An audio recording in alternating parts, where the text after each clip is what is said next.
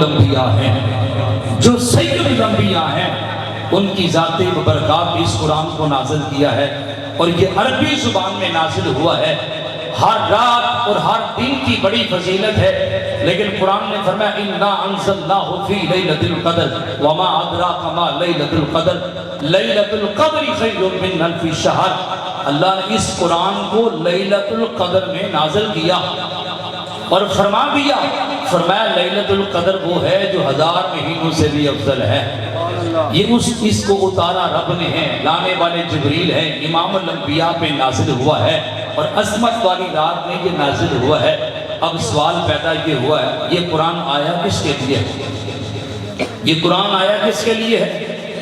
اس وقت ہمارا المیہ کیا ہے؟ نعتیں تو پڑھی جاتی ہیں، شعر پڑھی جاتے ہیں، میدان معاشر میں حضور فرمائیں گے وہ دیکھو میرا غلام آ رہا، اچھی بات ہے، لیکن کیا ہم نے زندگی کے اندر کوئی ایسے کام کیے ہیں کہ جس میں حضور فرمائیں کہ وہ دیکھو میرا غلام آ رہا ہے؟ سب سے پہلی بات تو یہ ہماری زندگی کے اندر ہمارا اٹھنا بیٹھنا، کاروبار لین دین ایسا ہونا چاہیے، ہمارے کردار کے اندر خوشبو ایسی آنی چاہیے، اٹھتے بیٹھتے ہم بازار میں چلتے ہوئے نظر آئیں، لوگ کہیں گے وہ دیکھو حضور کا غلام آ رہا ہے۔ جب اس انداز میں لوگ کہیں گے تو میدان معاشر کے اندر بھی حضور فرما دیں گے۔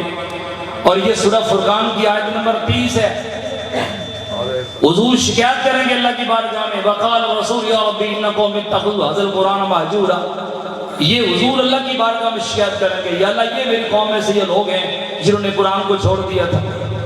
اب محاسبہ کریں، نہ میں آپ کے ہاتھ کھڑا کراتا ہوں، نہ میں یہ کہتا ہوں، نہ میرے اندر کوئی اتنی کوئی سکت ہے، کوئی طاقت ہے، آپ کے قدموں سے لگنے والی خاک مجھ سے بہتر ہے، لیکن محاسبہ کریں اپنا کتنی ہم تلاوت خود کر رہے ہیں، یا ہمارے گھروں کے اندر تلاوت ہو رہی ہے، ہم کتنی اپنے بچوں کو تلاوت کروا رہے ہیں اور کتنی سختی کر رہے ہیں، سکول کے اوپر کتنی سختی ہے، اور پھر قرآن مجید فرقان حمید کے پڑھانے میں ہماری کتنی سختی ہے۔ اس وقت مرزائیوں نے 10,000 بچے وقف کر دیے ہیں، 10,000 بچے دے دیے ہیں، انہوں نے کہا یہ لو جی آپ جائیں اور بچے جائیں ان کو پڑھاؤ، خرچہ بھی ہم دیں گے ان کا۔ اب ان بچوں نے کرنا کیا جی؟ یہ 10,000 بچے ہیں، آپ کے سپرد ہیں، ان کو پڑھاؤ، اور پھر یہ قادیانیت ان کو پھیلاؤ پوری دنیا کے اندر۔ اب مقابلہ کس طرح کرنا ہے؟ اگر مجھے اللہ پاک نے 4 دیے، 5 دیے، 10 دیے، میں اپنا محاسبہ کروں نا، میں نے رب نے جو مجھے 5 دیے 4 دیے، تو میں نے اپنے رب کو کتنے دیے؟ اس انداز سے اس وقت المیہ ہمارا یہ ہے، 5 بیٹے ہوتے ہیں، 5 بیٹے، بابا فوت ہوتا ہے تو نہلانے کے ایک بھی قابل نہیں ہوتا جناب، پتہ چلتا ہے کہ حافظ صاحب کہیں اپنے ددیال یا نریال چلے گئے ہیں، یا اپنے والد صاحب کے پاس چلے گئے ہیں، مسجد میں نہیں ہے تو اندھیرا آتا ہے، سب کی آنکھوں کے سامنے کے مولوی صاحب نہیں ہیں، حالانکہ امام مردے نہلانے کے لیے نہیں ہوتا۔ سب سے بڑی اعزاز کی بات یہ ہے، خدا کی قسم وہ بابا بڑا خوش نصیب ہے جس کے سگی اولاد کو اس کو غسل دے۔ اس وقت ہماری ذمہ داری ہے ہم خود بھی قرآن پاک کی تلاوت کریں اور اپنے بچوں کو بھی پڑھائیں۔ اور دوسری بات یہ ہے کہ تعلیمات قرآن کی 3 اقسام ہیں، آپ پڑھے لکھے حضرات تشریف فرمائیں، ڈاکٹر صاحب بھی تشریف فرمائیں، عالم ایڈوکیٹ صاحب بھی تشریف فرمائیں۔ تعلیمات قرآن کی 3 اقسام ہیں، سب سے پہلی قرآن پاک پڑھنا ہے، اور دوسرا قرآن پاک کو سمجھنا ہے، اور تیسرا قرآن پاک پہ عمل کرنا ہے۔ تو جب تک ہم پڑھیں گے نہیں اس وقت تک سمجھ نہیں سکتے، اور جب تک ہم سمجھیں گے نہیں عمل ہی نہیں کر سکتے۔ میں کالج کے اندر پڑھا رہا تھا تو میں نے کہا کہ حضرت جعفر بن ابی طالب نے جب نجاشی کے دربار میں سورۃ مریم کی تلاوت کی تو نجاشی بھی رونے لگا، اس کے درباری بھی رونے لگے، حالانکہ وہ غیر مسلم تھے اس وقت، عیسائی تھے۔ ایک بچے نے سوال کیا جی کہ ہم بھی تو قرآن پڑھتے ہیں لیکن وہ غیر مسلم ہو کے انہوں نے قرآن سنا اور رونے لگے، ہماری کیفیت کیوں نہیں ہوتی؟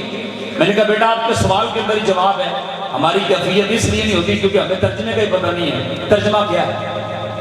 40 سال سے ایک بندہ نماز پڑھ رہا ہے لیکن اسے یہ بھی نہیں پتا کہ میں نماز میں پڑھتا کیا ہوں، تو کیفیت کیا تبدیل ہوگی؟ تو اس لیے ہماری ذمہ داری، ہم نے قرآن کو 3 جگہ پہ استعمال کیا ہے، اللہ ماشاءاللہ اچھے لوگ بھی ہیں لیکن میرے جیسے میں ان کی بات کر رہا ہوں۔ 500 کا مسئلہ ہونا، 500 کا تو قرآن لے ہو جی، اٹھاؤ قرآن، قسم اٹھانے کے لیے رکھا ہو۔ دوسری بات، بیٹی جب جانے لگے تو سر پہ رکھ کے دے دیتے ہیں، یہ بھی تو ذمہ داری تھی ہماری ساری زندگی اس کی، اس کو بڑا کیا، اس کو پڑھانا بھی تھا، اس کو سمجھانا بھی تھا۔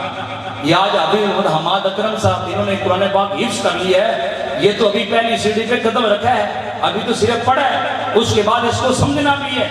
اور اس کے بعد انشاءاللہ عمل بھی کرنا ہے اس کے اوپر۔ اور اس کے بارے میں حضور نے فرمایا کہ جب وہ میدان محشر میں جائے گا نا تو والدین کے سروں پہ اللہ تعالیٰ عزت کا تاج رکھے گا اسے۔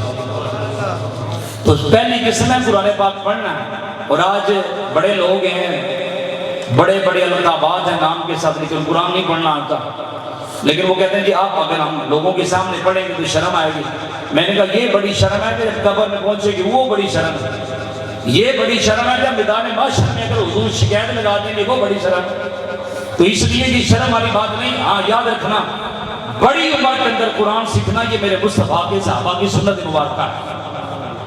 بڑی عمر میں قرآن سیکھنا یہ میرے مصطفیٰ کی صحابہ کی سنت ہے۔ حضور فرماتے ہیں وہ دل ویران گھر کی طرح ہے۔ کون سا دل؟ فرمایا جس دل میں قرآن نہیں ہے، جس دل میں قرآن نہیں ہے۔ بس آخری بات وہ یہ ہے کہ قرآن مجید فرقان حمید پڑھنا بھی ہے، سمجھنا بھی ہے۔ اچھا تیسرا وہ میں بتا رہا تھا کہ ہم نے قرآن پاک رکھا ہوا ہے کہ بابا جی جب فوت ہو جائیں یا اماں جی فوت ہو جائیں تو لوگوں کو دکھلانے کے لیے بس ایک پارہ پڑھ لیتے ہیں، اور ایک پارہ پڑھنے کے بھی ہم 1.5 گھنٹہ لگا دیتے ہیں، کیونکہ کبھی پڑھا نہیں نا، 6-7 سال ہو گئے، 10 سال ہو گئے جناب قرآن پڑھے ہوئے، تو اگر ہم نہیں پڑھیں گے تو لوگ کیا کہیں گے کہ باقی سب پڑھ رہے ہیں تو یہ بیٹا ہوگی کیوں نہیں پڑھ رہے؟ تو اس لیے ضروری نہیں ہے کہ بابا فوت ہوئے تو بھی پڑھنا نہیں ہوئے، ان کی زندگی میں بھی پڑھ لیا کرو، یہ ضروری ہے، ہم سب کے اوپر لازم ہے۔ میں اگر قبر میں جاؤں گا نا تو میرے بیٹے سے نہیں پوچھا جائے گا، نہ میرے باپ سے پوچھا جائے گا، سب سے پہلے مجھے پوچھا جائے گا 40 50 60 سال 70 سال زندگی گزاری ہے، بتا قرآن کے ساتھ کیا وفا کی؟ اور قرآن مجید اسی بندے کو فائدہ دیتا ہے جس کے سینے میں محبت مصطفیٰ ہوتی ہے، جس کے سینے میں ادب مصطفیٰ، اسی کو قرآن مجید فرقان حمید فائدہ دیتا ہے۔ اس دور کے اندر یہ ہمارے اوپر لازم ہے، تو اور یہ بہت بڑا پیغام بھی ہے کہ دیکھیں یہ کتنے خوبصورت لگتے ہیں کہ جب یہ قرآن مجید فرقان حمید پڑھتے ہیں۔ سرکار نے جہاں تک فضیلت بیان فرمایا جو دین کے رستے پہ چلتا ہے، ایک کو اللہ پاک جنت کا رستہ ان کے لیے آسان فرما دیتا ہے، اور اللہ فرشتوں کی ڈیوٹی لگا دیتا ہے کہ طالب علموں کے قدموں کے نیچے وہ اپنے پروں کو بچا دیتے ہیں اس انداز میں۔ اور ایک باعمل حافظ قرآن کسی قبرستان کے پاس سے گزر جائے نا، صرف گزر جائے، اللہ 40 دن تک اس سے عذاب کو اٹھا لیتا ہے، اتنی برکت ہے۔ اور اب اندازہ کریں جس گھر میں باعمل حافظ قرآن ہو اس گھر میں کتنی برکتیں ہوں گی۔ آج صرف یہی ہوتا ہے کہ نہیں یار مولوی نہیں بنانا اپنے بچے نے، بھائی کیوں نہیں بنانا بھائی؟ آپ میں بڑی محفلوں کے اندر یہ بات کہتا ہوں، آپ بھی ماشاءاللہ صاحب ثروت تشریف فرمایا، اگر آپ کے 4-5 بیٹے ہیں تو آپ یہ کہہ سکتے ہیں نا کہ بھئی میرے بیٹوں میں سے جو بھی بیٹا حفظ کرے گا اور علم دین کے رستے پہ لگے گا، میرے حصے کے اندر جتنی پراپتی آئے گی میں اس کو لے کے دوں گا، وہ ساری کی ساری اسی کی ہوگی۔ آپ یہ اپنے بیٹے کو کیوں نہیں کہہ دیتے کہ جس دن بیٹا آپ علم دین مکمل کر لیں گے، عالم دین بن جائیں گے، جس دن آپ کے سر پہ دستار سجے گی میں آپ کو 1.5 کروڑ کی گاڑی لے کے دوں گا؟